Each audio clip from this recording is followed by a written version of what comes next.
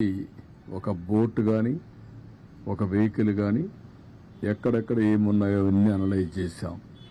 ఉదాహరణ కొంతమంది నడిచిపోయే పరిస్థితి వస్తుంది. ఇప్పుడు బాగా వెసులుబాటు వచ్చింది కాబట్టి ఒక ట్రాక్టరో ఒక వ్యానో పెట్టుకొని ఫుడ్ పాకెట్స్ అన్ని డిస్ట్రిబ్యూట్ చేసే పరిస్థితి వస్తుంది. కొంతమంది బోటే కావాల్సి వస్తుంది, బోటు ద్వారా ఇవ్వాలి. కొంతమంది ఏదైతే నడిచి కూడా నేను చెప్పాను ఇచ్చే అవకాశం వస్తుంది. కొన్ని ప్రాంతాల్లో ఓసారి రీచ్ కాలేనప్పుడు, రీచ్ అయినా కూడా సరిగా చేయలేనప్పుడు 6 హెలికాప్టర్లు ఉన్నాయి. హెలికాప్టర్ల ద్వారా ఫుడ్ అంతా కూడా డ్రాప్ చేసే పరిస్థితి వస్తుంది. దానికి కూడా ప్రణాళికలు తయారు చేశాం.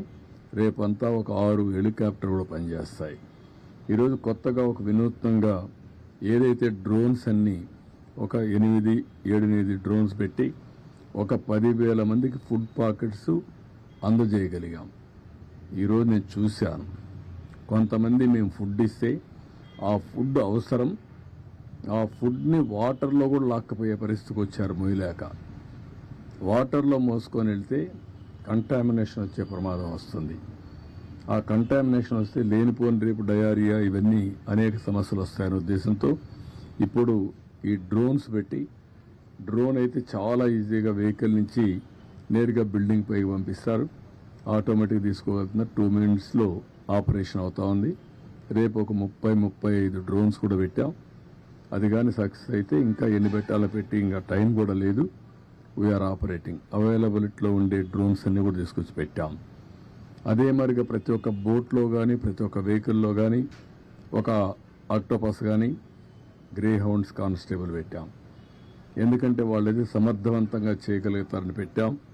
అదే సమయంలో లోడింగ్ అన్లోడింగ్ ప్రాబ్లం ఉంటే ఏపీఎస్పీ స్టాఫ్ ఉన్నారు, పోలీసులు ఉన్నారు, వాళ్ళ సర్వీసులు కూడా ఉపయోగించుకోవాలని వాళ్ళని కూడా పెట్టాం.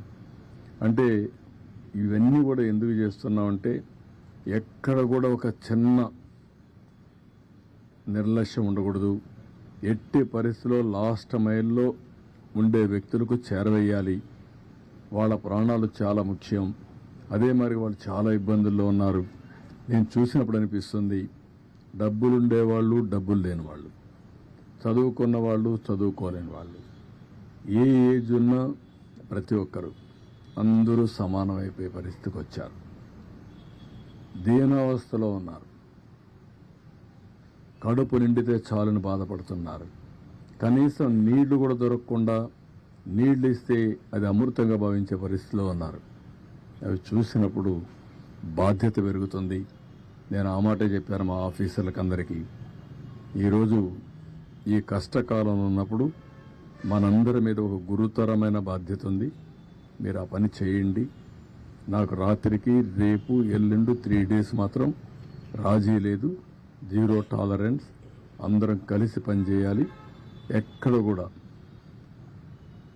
ఏమాత్రం కూడా అశ్రద్ధ వహించడం, నిర్లక్ష్యంగా ఉండడం, కష్టాల్లో ఉండే వాళ్ళతో మాట్లాడే విధానం కూడా చాలా ఇంపార్టెంట్.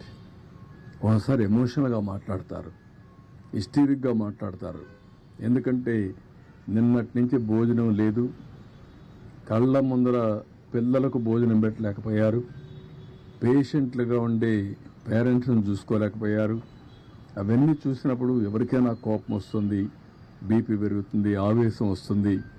అలాంటి సమయంలో మనం వాళ్ళని సముదాయించాలి, ఎప్పటికప్పుడు వాళ్ళకి గౌరవించాలి. వాళ్ళు గట్టిగా మాట్లాడినా మీరు వాళ్ళని ఏ విధంగా మెప్పించాలనో మెప్పించి మనం ఏం చేయాలో చేయాలని చెప్పి కూడా చాలా స్పష్టంగా చెప్పాను. మా వాళ్ళు కూడా చేస్తారని చెప్పి ఆశిస్తున్నా. నేను సర్వేలు కూడా కండక్ట్ చేసుకుంటున్నా. ఎక్కడికక్కడ ప్రజాభిప్రాయాన్ని మేము ఇచ్చినట్టు చేరాయా లేదా అని కూడా అడుగుతున్నాం. దానివల్ల కూడా నాకు సమాచారం వస్తుంది. ఆ సమాచారాన్ని బేస్ చేసుకుని మళ్ళీ అక్కడ పంపించవలసిన నిత్యావసర వస్తువులన్నీ పంపిస్తాం. ఇది phase 1లో మేము చేసే కార్యక్రమం. ఇది అయిన తర్వాత ఎక్కడికక్కడ శానిటేషన్, ఇప్పటి నుంచే శానిటేషన్ పైన కూడా శ్రద్ధ పెట్టాల్సిన అవసరం ఉంది. కొన్ని ప్రాంతాల్లో ఒకరిద్దరు చనిపోయారు కూడా అంటున్నారు. దాన్ని కూడా, ఎందుకంటే నిన్న ఈరోజు ఈ నీళ్ళల్లో ఓసారి బయట వచ్చినప్పుడు కానీ అలాంటప్పుడు ఒకరిద్దరు చనిపోయింటే అవన్నీ కూడా అకౌంట్ ఫర్ చేయాల్సిన అవసరం ఉంది. దానిపైన కూడా శ్రద్ధ పెడతాం.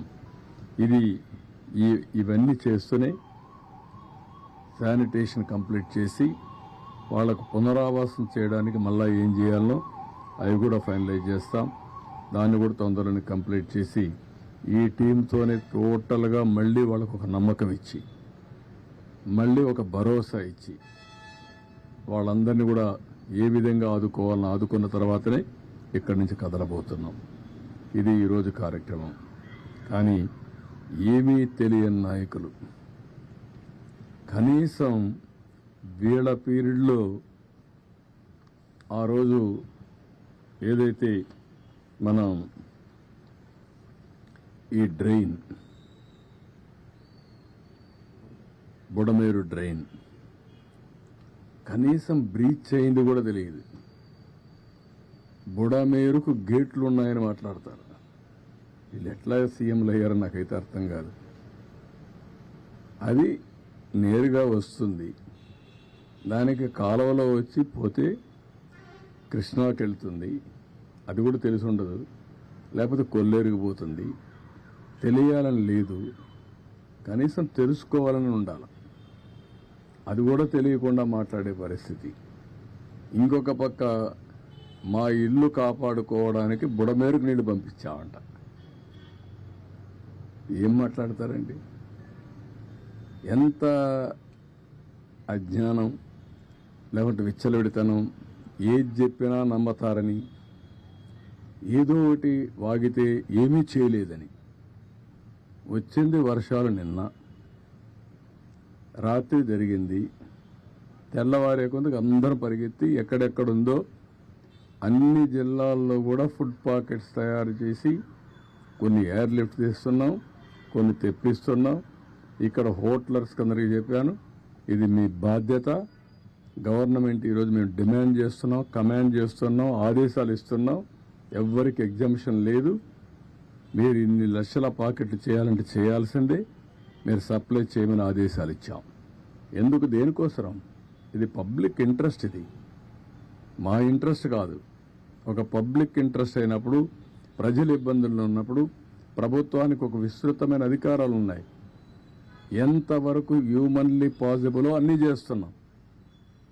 బోర్డ్స్ తెప్పించాం, మనుషులు తెప్పించాం, ఫుడ్ అంతా సప్లై చేయించాం. సెక్రటరియేట్ మొత్తం ఈరోజు మీరు చూస్తే కలెక్టరేట్ని సెక్రటరియేట్గా చేసుకుని చీఫ్ సెక్రటరీ మొదలుకొని చీఫ్ మినిస్టర్ మొదలుకొని ఇక్కడే ఉన్నాం. దాన్ని కూడా వక్రీకరించి మాట్లాడే పరిస్థితికి వస్తున్నారు.